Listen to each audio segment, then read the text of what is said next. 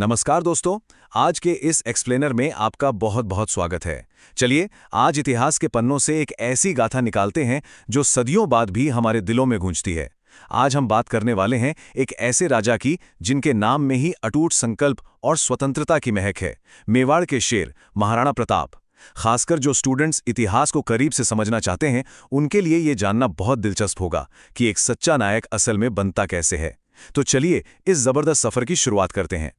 जरा इस मशहूर लाइन पर गौर कीजिए, जो दृढ़ रखे धर्म को ते ही रखे करतार। मतलब जो इंसान अपने सत्य और धर्म पर अटल रहता है ना, खुद ऊपर वाला उसकी रक्षा करता है। ये कोई साधारण सा विचार नहीं है, बल्कि ये उस महान योद्धा का पूरा जीवन दर्शन था। एक ऐसा राजा जिसने कभी किसी के आगे सिर नहीं झुकाया। यही वो एक मजबूत उसूल था जिसने उन्हें सबसे मुश्किल से मुश्किल वक्त में भी कभी टूटने नहीं दिया। और यहीं से हमारे दिमाग में एक बहुत बड़ा सवाल आता है। जरा सोचिए, एक पूरे के पूरे साम्राज्य के सामने अकेले तनकर खड़े होने के लिए आखिर किस चीज़ की ज़रूरत होती है? एक तरफ असीमित ताकत वाली मुगल सेना और दूसरी तरफ सिर्फ अपनी मातृभूमि की आज़ादी को बचाने का वो पागलपन।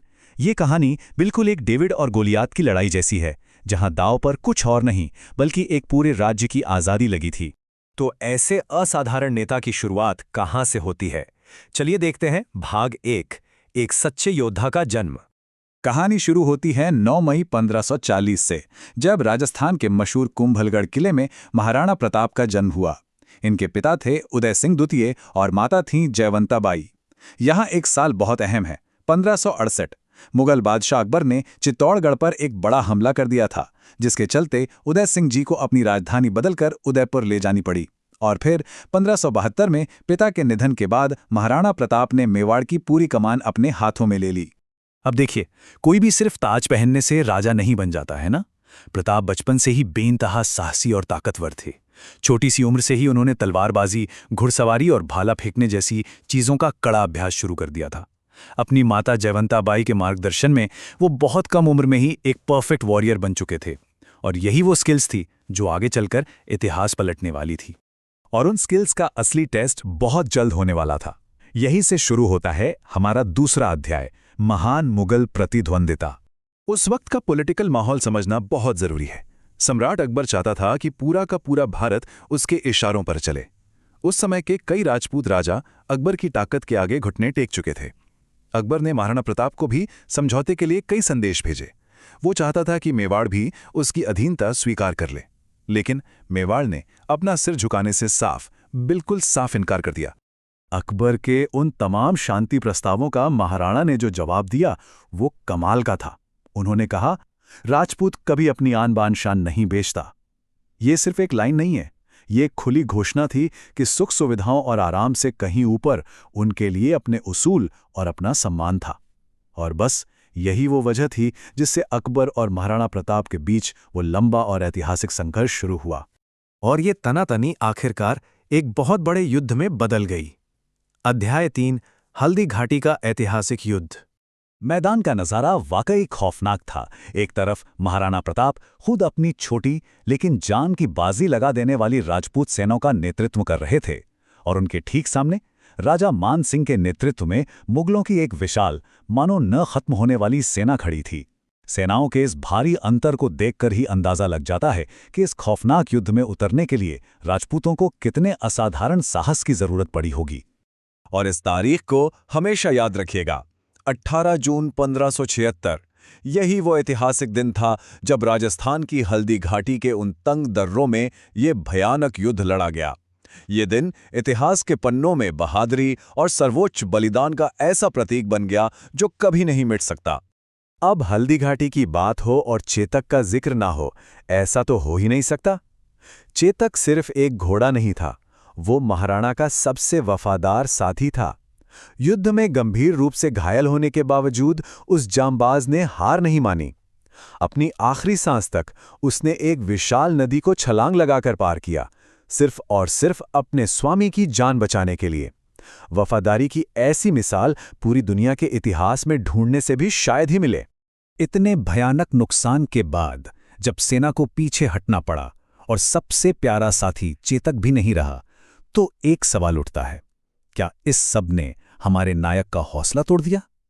क्या महाराणा प्रताप ने आखिरकार हार मानकर मुगलों के सामने घुटने टेक दिए? इस सवाल का जवाब हमें उनके जीवन के अगले पड़ाव पर ले जाता है। भाग 4, अस्तित्व के लिए संघर्ष। सच कहूं तो ये सुनकर ही रोंगटे खड़े हो जाते हैं। महाराणा प्रताप ने हार बिल्कुल नहीं मानी। वो अपने परिवार के साथ जंगलों और पहाड़ों में चले गए। अब उनके पास रहने के लिए बड़े बड़े महल नहीं थे। सोचिए, एक राजा को अपने परिवार के साथ कई बार घास की रोटी खाकर तक गुजारा करना पड़ा। हर पल युद्ध और हमले का खतरा सिर पर मंडराता रहता था। जिंदगी बेइंतहा मुश्किल हो गई थी, लेकिन इन सब के बावजूद उन्होंने मुगलों की गुलामी कभी स्वीकार नहीं की। और यहीं से कहानी में एक जबरदस्त टर्न आता है। अध्याय 5, राज्य को वापस पाना। जंगलों से उठकर उन्होंने जो कमबैक किया वो वाकई शानदार था। उन्होंने एक बार फिर अपनी सेना जुटाई और एक के बाद एक अचूक रणनीतिक कदम उठाए। सबसे पहले कुंभलगढ़ को वापस सुरक्षित किया, फिर गोगुंदा को अपने कब्जे में ले लिया और अंत में उदयपुर के आसपास के तमाम बड़े इलाकों को फिर से अपने नियंत्रण में कर लिया। ये कोई तुक्का नहीं था, बल्कि एक बेहद शानदार और योजनाबद्ध सैन्य अभियान था। तो इसका मतलब क्या हुआ? ठीक है, वो चित्तौड़गढ़ के किले को वापस हासिल नहीं कर सके, लेकिन उनका असली लक्ष्य कोई इमारत या किला नहीं था। उनका असली मकसद था अपनी मातृभूमि की आज़ादी, और वो आज़ादी उन्होंने सफलतापूर्वक बचाकर रखी। उन्होंने पूरी दुनिया को दिखा दिया कि अगर जज्बा हो तो खोई हुई जमीन भी वापस छीनी जा सकती है। और अब हम इस सफर के आखिरी मुकाम पर आ गए हैं। भाग 6, एक अमर विरासत। 19 जनवरी 1597 को शिकार के दौरान लगी एक गहरी चोट की वजह से महाराणा प्रताप का निधन हो गया, लेकिन मेवाड़ का वो संघर्ष उनके साथ खत्म नहीं हुआ। अपनी आखिरी सांसों के बीच उन्होंने अपने बेटे अमर सिंह प्रथम से कसम ली कि वो मेवाड़ की आज़ादी के लिए लड़ना कभी नहीं छोड़ेंगे। और आज इतने सालों बाद भी सिर्फ राजस्थान ही नहीं बल्कि पूरे भारत में उन्हें एक सच्चे हीरो की तरह पूजा जाता है। खासकर जो स्टूडेंट्स इतिहास को बारीकी से समझते हैं, उनके लिए यहाँ सबसे बड़ी सीख क्या है? वो कौन सी बातें हैं जो महाराणा प्रताप को महज एक राजा से एक अमर प्रेरणा बना देती हैं? वो हैं उनका कभी न टूटने वाला स्वाभिमान, उनकी कमाल की वीरता, प्रखर देशभक्ति और चेतक जैसे एक बेजुबान जानवर के प्रति उनका वो असीम प्रेम और वफादारी। ये सिर्फ इतिहास के पन्ने नहीं हैं, ये वो मूल्य हैं जिन्हें आज भी हम अपने जीवन में उतार सकते हैं। चलिए आज की इस एक्सप्लेनर को एक बहुत ही गहरी सोच के साथ खत्म करते हैं।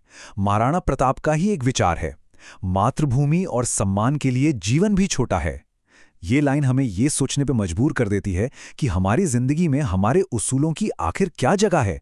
क्या हम कभी अपने सिद्धांतों से समझौता तो नहीं कर रहे? इस प्रेरणादायक गाथा में हमारे साथ जुड़ने के लिए आपका बहुत बहुत धन्यवाद।